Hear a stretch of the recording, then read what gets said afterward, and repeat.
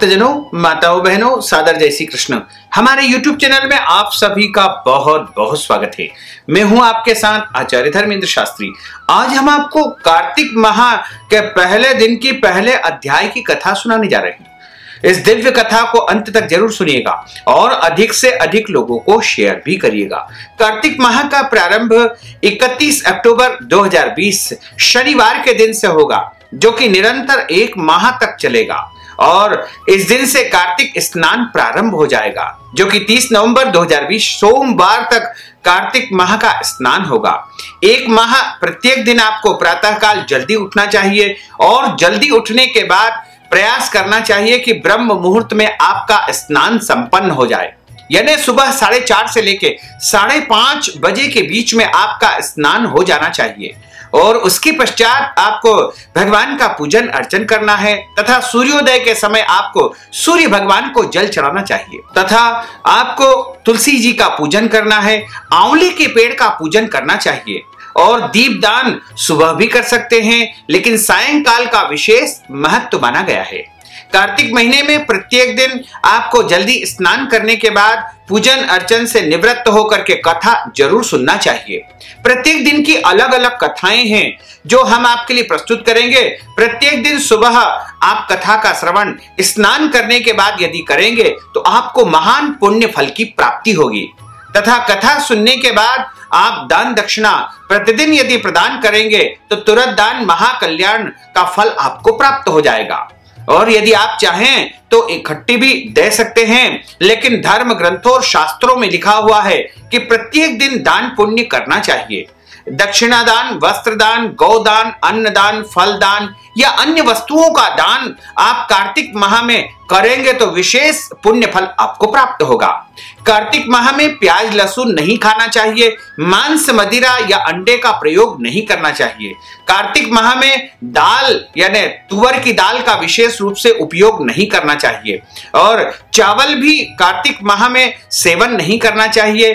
इसके अलावा बहुत सारे बीजों वाले जो फल होते हैं उनका सेवन भी कार्तिक माह में वर्जित माना गया है। इसके अलावा पृथ्वी पर सोना पुण्यकारी माना गया है और ब्रह्मचर्य व्रत का पालन करना भी महान पुण्यदायी माना जाता है। कार्तिक माह में आपको झूठ नहीं बोलना चाहिए, पेड़ पौधों को नहीं काटना चाहिए। इसके अलावा लड़ाई झगड़ा वाद विवाद बिल्कुल नहीं करना चाहिए और आपको जो है पूरे संयम के साथ में कार्तिक माह का पालन करना चाहिए। यदि आप कार्तिक महीने में इस प्रकार नियम पालन करेंगे तो निश्चित तौर से भगवान लक्ष्मी नारायण की अपार कृपा आपके जीवन पर बरसेगी तथा आपके जन्म जन्मांतर के सारे पाप दोष नष्ट हो जाएंगे, क्योंकि कार्तिक माह में प्रातः जल्दी स्नान करके कथा श्रवण करने से समस्त तीर्थ यात्रा का फल प्राप्त होगा। और कार्तिक माह में जो व्यक्ति अपने घर में भी जल से जब स्नान करता है उस समय गंगा जी का स्मरण कर लेगा तो उसे गंगा स्नान का फल प्राप्त हो पाएगा। और जहां पर भी आप स्नान करते हैं, जिस भी तीर्थ में आप स्नान करते हैं, वहां पर आपको स्नान करते समय गंगा जी का स्मरण अवश्य करना चाहिए।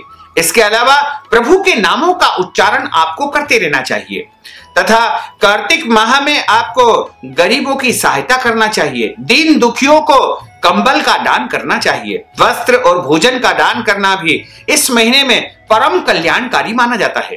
कार्तिक माह में तुलसी जी का पूजन, शालिग्राम भगवान का पूजन तथा आंवले का पूजन बहुत ही कल्याणकारी तथा महापुण्यदायक माना गया है।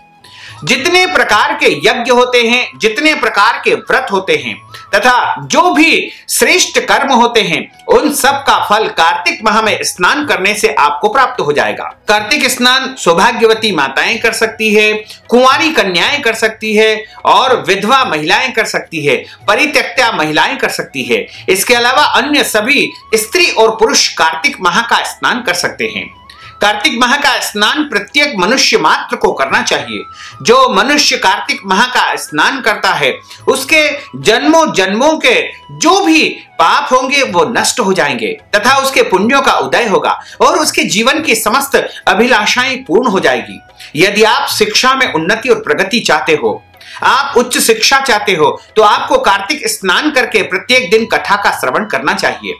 यदि आप नौकरी या व्यापार में उन्नति चाहते हो या फिर आप कर्ज से मुक्ति प्राप्त करना चाहते हो या फिर आप अपने विवाह को संपादित करवाना चाहते हो, कुंवारे लड़के और लड़कियों को कार्तिक स्नान जरूर करना चाहिए। इससे उनका विवाह शीघ्र ही संपन्न हो सकेगा। यदि आपके घर में कोई संतान नहीं है और आपकी इच्छा संतान प्राप्ति की है, तो आपको कार्तिक स्नान करके संतान प्राप्ति की कामना करना चाहिए, जिससे आपको निश्चय ही संतान प्राप्ति हो सकेगी।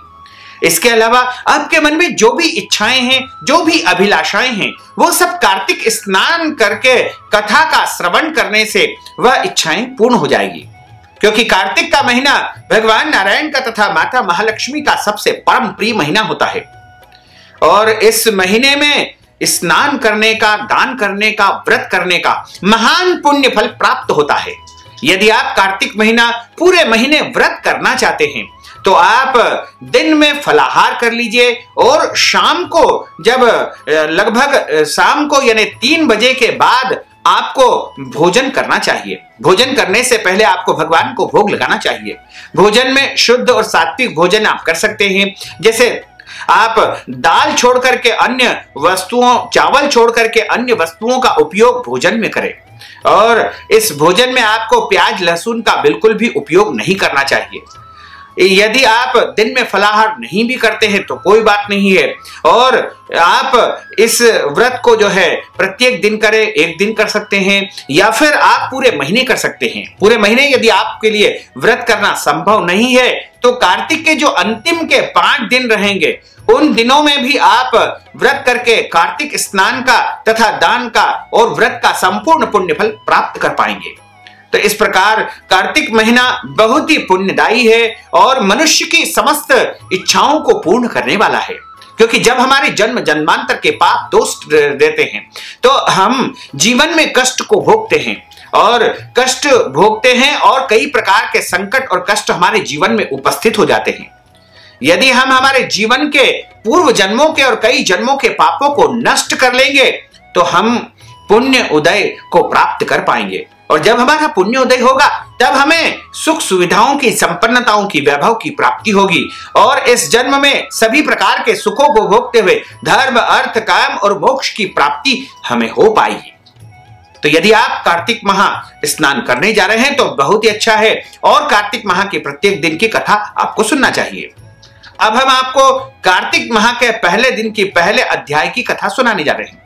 गुरुर् ब्रह्मा गुरुर्विष्णु गुरुर्देवो महेश्वरा गुरुः साक्षात् परब्रह्म तस्मै श्री गुरुवे नमः। श्री अखंड मंडलाकारं व्याप्तं येन चराचरं तत्पदं दर्शितं येन तस्मै श्री गुरुवे नमः। अज्ञानान्तिमिरान्धस्य ज्ञानाञ्जनशलाकया चक्षुरुन्मीलितं येन तस्मै श्री गुरुवे नमः। सच्चिदानंद रूपाय विश्वोत्पत्त्यादि हेतवे तापत्रय विनाशाय श्री कृष्णाय वयं नमः। करारविन्देन पदारविन्दं मुखारविन्देन विनिवेशयन्तीं वटस्य पत्रस्य पुटेशियानं बालं मुकुन्दं मनसा स्मरामि। बालं मुकुन्दं मनसा स्मरामि। कस्तूरी तिलकं ललाटपटले वक्षस्थले कौस्तुभं नासाग्रे वरमौक्तिकं करतले वेणुः करे कङ्कणं सर्वाङ्गे हरिचन्दनं सुललितं कंठे च मुक्तावलिं गोपस्त्री परिवेष्टितो विजयते गोपाल चूड़ामणिं। फुल्लेन्दीवर कान्तिमिन्दुवदनं बरहावतं सप्रियं श्रीवत्साङ्कमुदार कौस्तुभधरं पीताम्बरं सुन्दरं गोपीनां नयनोत्पलार्चिततनं गोगोपसन्धावृतं गोविन्दं कलवेणुवादनपरं दिव्यांगभूषणं भजे।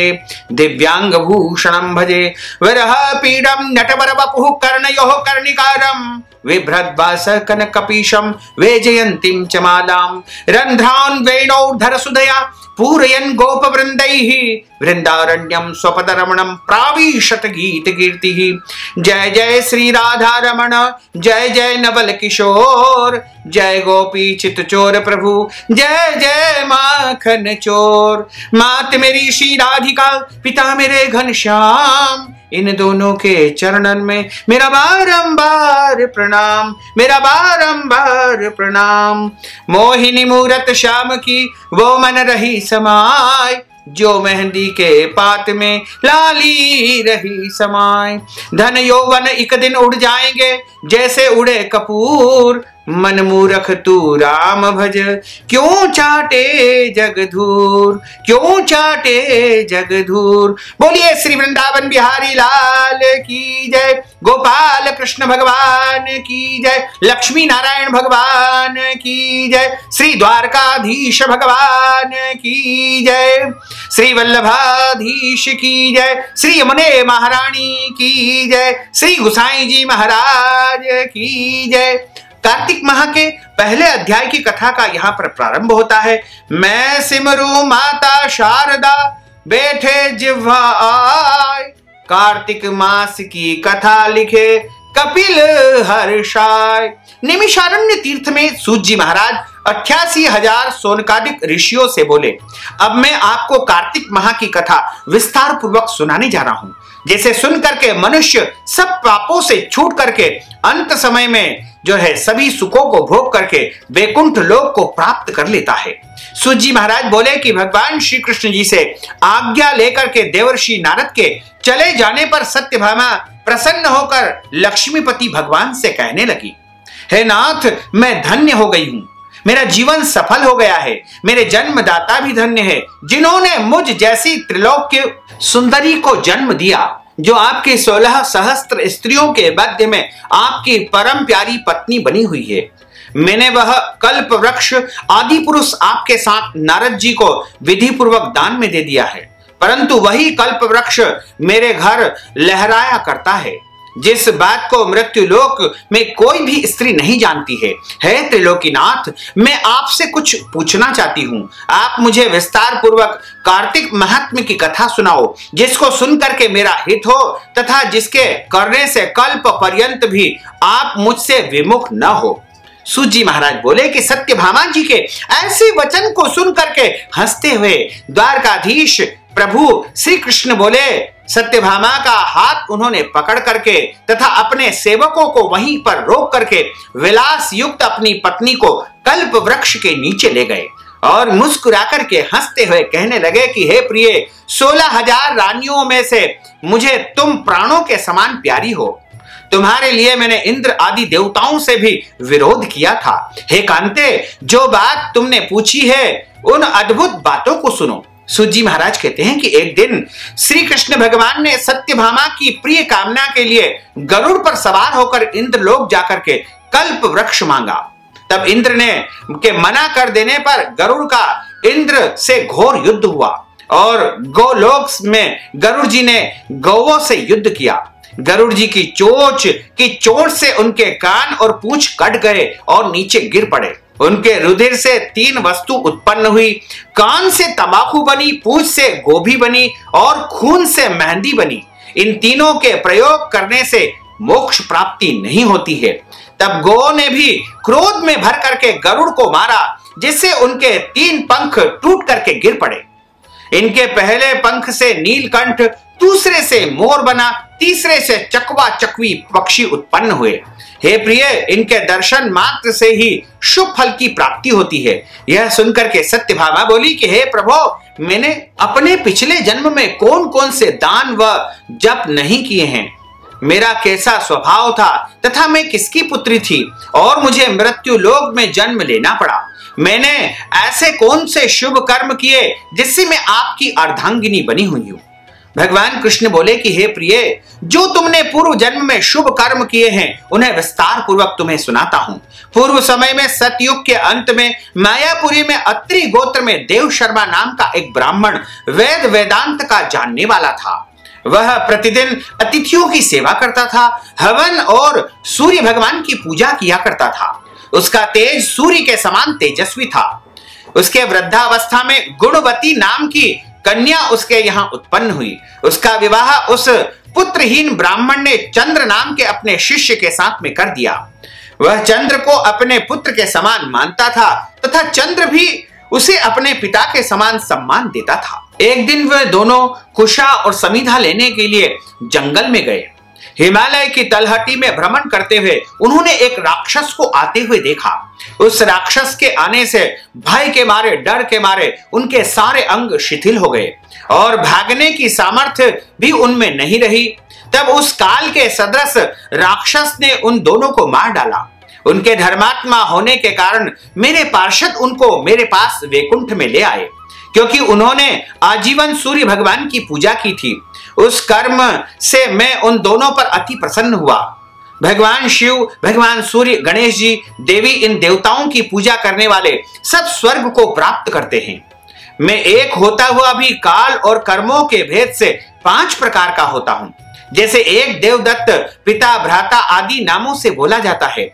जब वह दोनों विमान पर चढ़े हुए सूर्य के समान तेजस्वी, रूपवान, चंदन की माला धारण किए हुए मेरे भवन में आए तो दिव्य भोग वो भोगने लगे। इस प्रकार कार्तिक माह के पहले दिन की पहले अध्याय की कथा का यहाँ पर समापन होता है। इसके बाद की जो अगली कथा है वो आपको दूसरे अध्याय में सुनने को मिलेगी। अच्युतम केशवम राम नारायणम कृष्ण दामोदरम वासुदेवम हरे श्रीधरम माधवम गोपिका वल्लभम श्री जानकी नायकम श्री रामचंद्रम भजे जानकी मनोहरम सर्वलोक नायकम श्री शंकरादि सेवितम पुण्य नाम कीर्तनम श्री राम राम राम राम राम नाम तायकम रामा कृष्ण वासुदेवा भक्ति मुक्तिदायकम रामा कृष्ण वासुदेवा भक्ति मुक्तिदायकम रामा कृष्ण वासुदेवा भक्ति मुक्तिदायकम रामा कृष्ण वासुदेवा भक्ति मुक्तिदायकम। बोलिए श्री लक्ष्मी नारायण भगवान की जय, श्री वृंदावन बिहारी लाल की जय, गोपाल कृष्ण भगवान की जय, श्री वृंदावन बिहारी लाल की जय, श्री द्वारकाधीश भगवान की जय, श्री वल्लभाधीश की जय, श्री यमुने महारानी की जय, श्री गुसाई जी महाराज की जय। धर्म की जय हो, अधर्म का नाश हो, प्राणियों में सद्भावना हो, विश्व का कल्याण हो, सनातन धर्म की जय हो, गौ माता की जय हो, नगर बस्ती की जय हो, आज के आनंद की जय हो, कल के आनंद की जय हो, परसों के आनंद की जय हो, बरसों बरसों के आनंद की जय हो। ओम नमः पार्वती पते, हर हर महादेव हर।